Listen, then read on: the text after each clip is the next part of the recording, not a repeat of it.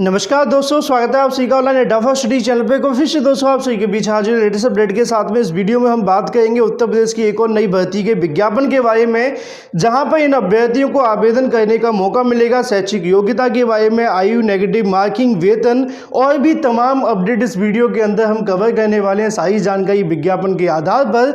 अच्छी खबर है उन सभी के लिए जो इसके अंदर एलिजिबल हैं। तो कौन कौन आवेदन कर सकते हैं, सारी जानकारी हम कवर करेंगे। तो चलिए दोस्तों वीडियो शुरू करते हैं। वीडियो शुरू करने से पहले जिन्होंने अभी तक वीडियो को लाइक नहीं किया, वीडियो को लाइक कर दें, साथ में शेयर कर दें और चैनल को सब्सक्राइब करना बिल्कुल ना भूलें। तो यहाँ पे आप सभी के सामने आ जाता है पूरा विज्ञापन, जिसके माध्यम से आप सभी को बताएंगे। लेकिन सबसे महत्वपूर्ण है कि कब से आप लोगों को आवेदन करना है। तो 29/12/2020 मतलब कि कल से आप सभी के आवेदन शुरू हो चुके हैं। लास्ट डेट क्या है? 25/1/2021 है। लास्ट पेमेंट आप सभी को जो देनी है 25/1 है। साथ ही आपको जो सबमिट करना अपना फॉर्म वो 29/1/2021 तक आप लोग कर सकते हैं। काफ़ी लंबा समय है। साथ ही सारी जानकारी दी गई किस प्रकार आप सभी को करना है। एक बार इसको अच्छे से रीड कर लेना। मैं इसको अपने टेलीग्राम चैनल पर शेयर कर दूंगा, या फिर आप लोग इस वेबसाइट पर जाकर भी डाउनलोड कर सकते हैं, uppsc.up.nic.in, जो कि ऑफिशियल वेबसाइट है। इसके अंदर भी आपको बहुत ही महत्वपूर्ण जानकारियां मिल जाएंगी। लेकिन ऐसे में हम मेन चीज़ें यहां से कवर करने वाले हैं।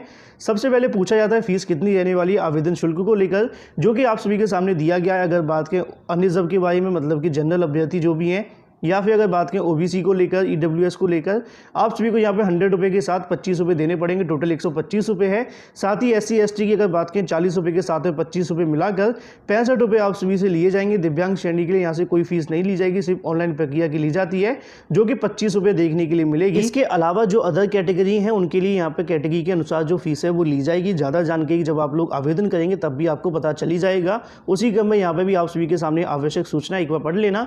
सबमिट करने के बारे में बताया गया। साथ ही आवेदन के अंदर अगर त्रुटियां हो जाती हैं तो उसके अंदर आपको मॉडिफाई सबमिटेड एप्लीकेशन पे क्लिक करना पड़ेगा। ये सारी जानकारी आप सभी के बाद में काम आएगी। लेकिन अगर हम बात करें मेन चीज़ को लेकर, वो आती है पदों की संख्या के बारे में। तो ऐसे में आप सभी को याद रखना है कि इसके अंदर जो रिक्तियों की संख्या है 564 के समथिंग है। विशेष परिस्थितियों के अंदर बढ़ भी सकती है, कम भी हो सकती है, जैसा कि आप सभी को बताया ही जाता है। वेतन मान की अगर आपको जानकारी लेनी तो यहाँ पे 4600 ग्रेड पे आप सभी को देखने के लिए मिलेगा। इसके अलावा 5400 ग्रेड पे तक भी इसके अंदर जो पदों की संख्या है, मतलब कि अलग अलग वेतन के अनुसार आप सभी को चीज़ें देखने के लिए मिलेंगी, क्योंकि अलग अलग यहाँ पर जो पदों की संख्या है वो आपको देखने के लिए मिलने वाली है। साथ ही आरक्षण को लेकर जानकारी दी गई है, जो कहीं ना कहीं उत्तर प्रदेश के आरक्षण के नियम है उसके अनुसार आप सभी को यहाँ पे जो आरक्षण है वो देखने के लिए मिल जाएगा। ज़्यादा जानकारी के बाद इसको पढ़ लेना, जिससे कि आपको पता चल ही जाएगा। उसी क्रम में नीचे आरक्षण को लेकर जानकारी दी गई। ईडब्ल्यूएस वगैरह भी आप सभी को इसके अंदर देखने के लिए मिल ही जाएगा। साथ ही ये तो बात हो जाती है आरक्षण के बारे में। लेकिन अब सवाल आता है आयु सीमा के बारे में। तो 1 जुलाई 2020 से आपकी जो आयु 21 वर्ष की होनी चाहिए। ऐसे में जो मैक्सिमम है वो 40 है, कम से कम आपकी 21 होनी चाहिए। साथ ही इसके अंदर आगे लिखा है कि आप सभी की जो आयु 2 जुलाई 1980 से पूर्व तथा 1 जुलाई 1999 के बाद की नहीं होनी चाहिए।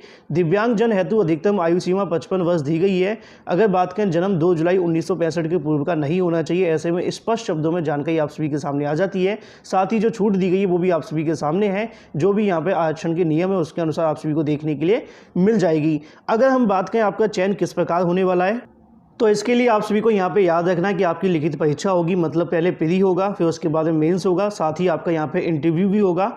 उन तीनों चीज़ों के बाद में आपका यहाँ पर जो चयन है वो आपको देखने के लिए मिलेगा। उसी क्रम में 10वें नंबर पर शैक्षिक अर्हताएँ दी गई। आवेदन पत्र स्वीकार किए जाने की अंतिम तिथि तक अभ्यर्थियों को निर्धारित शैक्षिक अर्हता अवश्य धारित करनी चाहिए। मतलब ये है कि आपका जितने भी रिजल्ट वगैरह जो भी आपकी शैक्षिक अर्हता है वो आप सभी की यहाँ पर ऑनलाइन आवेदन होने से पहले के होने चाहिए। अगर बाद में किसी का कोई रिजल्ट आता है तो आप इसके लिए पात्र नहीं माने जाएंगे, जो आपकी शैक्षिक अर्हता है। जैसे कि बीएससी की अगर हम बात कर लेते हैं तो बीएससी का आपका जो रिजल्ट है वो आ जाना चाहिए इससे आवेदन खत्म होने से पहले। शैक्षिक अर्हता में आपको एक जानकारी और रखनी है कि किसी के अंदर आपकी लिखित परीक्षा ही करवाई जाएगी, प्री और मेंस। उसके बाद में आपका रिजल्ट घोषित हो जाएगा। इंटरव्यू के लिए नहीं भी बुलाया जाएगा, लेकिन कुछ के अंदर इंटरव्यू मांगा गया है। जिला उद्यान अधिकारी श्रेणी 2 के बारे में यहाँ पे लिखा है ग्रेड 1 के लिए किसी मान्यता प्राप्त विश्वविद्यालय संस्थान से कृषि या फिर विज्ञान के अंदर आप सभी का मतलब कि एग्रीकल्चर की बात की गई है, या फिर उद्यान विज्ञान में स्नातक केवल बीएससी अगर आप हैं तो आप लोग इसके लिए आवेदन कर सकते हैं। सिंपल शब्दों में या तो कृषि विज्ञान या फिर उद्यान विज्ञान में आप सभी ने बीएससी किया है तो आप लोग इसके लिए आवेदन कर पाएंगे। साथ ही आप सभी के सामने यहाँ पे भी देखने के लिए मिल जाएगा प्रधानाचार्य राज्य की खाद्य विज्ञान प्रशिक्षण के बारे में भी जानकारी दी गई है। किसी मान्यता प्राप्त विश्वविद्यालय या फिर संस्थान से विज्ञान स्नातक मतलब बीएससी की जो बात है वो की गई है। किसी एक विषय के रूप में रसायन विज्ञान के साथ अगर आपने बीएससी किया है तो ऐसे में आप लोग इसके लिए यहाँ पे आवेदन कर सकते हैं। अथवा किसी मान्यता प्राप्त विश्वविद्यालय या फिर अगर बात करें संस्थान से कृषि विज्ञान में स्नातक बीएससी के बाद में राजकीय प्रसंस्करण प्रौद्योगिकी संस्थान से फल एवं शाक भाजी प्रौद्योगिकी में 2 वर्षीय अगर आपने यहाँ पर पोस्ट ग्रेजुएशन किया है या फिर किसी मान्यता प्राप्त विश्वविद्यालय संस्थान से आप सभी ने अगर इस प्रकार एमएससी कर रखा है तो आप लोग इसके लिए आवेदन कर सकते हैं। सारी जानकारी आप सभी के सामने यहाँ पे लिखी हुई है, इसको आप लोग अच्छे तरीके से पढ़ लेना। अब ऐसे में सवाल आता है ग्रुप बी के बारे में, उसी क्रम में नीचे आप सभी के सामने जानकारी आ जाती है वरिष्ठ प्राविधिक सहायक ग्रुप ए के लिए किसी मान्यता प्राप्त संस्था से या विश्वविद्यालय से शस्य विज्ञान में अगर आपने यहाँ पर की है पोस्ट ग्रेजुएशन तो आप लोग इसके लिए आवेदन कर पाएंगे। साथ में कृषि में स्नातक होना आपके लिए आवश्यक है, इसको भी आप लोग यहाँ पर नोट कर लेना जिससे कि आपको दिक्कत नहीं होगी। साथ ही अगर बात करें वरिष्ठ ग्रुप ए के बारे में, यहाँ पर सहायक के बारे में जानकारी दी गई है प्राविधिक ग्रुप सहायक के लिए वनस्पति शाखा के अंदर, ठीक है। किसी मान्यता प्राप्त संस्था से या फिर विश्वविद्यालय से अगर बात करें उत्पत्ति विज्ञान सहित कृषि वनस्पति विज्ञान या पौध प्रजनन में अगर आपने एमएससी किया है या फिर जनकिकी या पौध प्रजनन में विशेषज्ञता के साथ वनस्पति विज्ञान में अगर आपने यहाँ पे पोस्ट ग्रेजुएशन की है, कृषि में आप सभी की यहाँ पे स्नातक होनी चाहिए, तो आप लोग इस पोस्ट के लिए भी आवेदन कर सकते हैं वनस्पति शाखा के अंदर। बिल्कुल सही तरीके से चीज़ों को मैंने आपके सामने एक्सप्लेन किया है जिससे आपको कन्फ्यूजन ना हो। साथ ही अगर बात करें पौध संरक्षण शाखा के अंदर भी यहाँ पे आप सभी के सामने योग्यता आ जाती है। किसी मान्यता प्राप्त संस्था से अगर आपने विश्वविद्यालय में कीट विज्ञान या पादप रोग विज्ञान में अगर आपने यहाँ पे पोस्ट ग्रेजुएशन किया है या फिर पादप रोग विज्ञान में विशेषज्ञता के साथ में एमएससी वनस्पति शास्त्र या फिर कीट विज्ञान में विशेषज्ञता के साथ एमएससी जंतु विज्ञान में अगर आपने किया है, साथ में कृषि का आप सभी का स्नातक होना चाहिए, तो आप लोग इसके लिए आवेदन कर सकते हैं। साथ ही रसायन शाखा के अंदर भी जानकारी आप सभी के सामने आ जाती है जो कि नीचे आप लोग देख सकते हैं।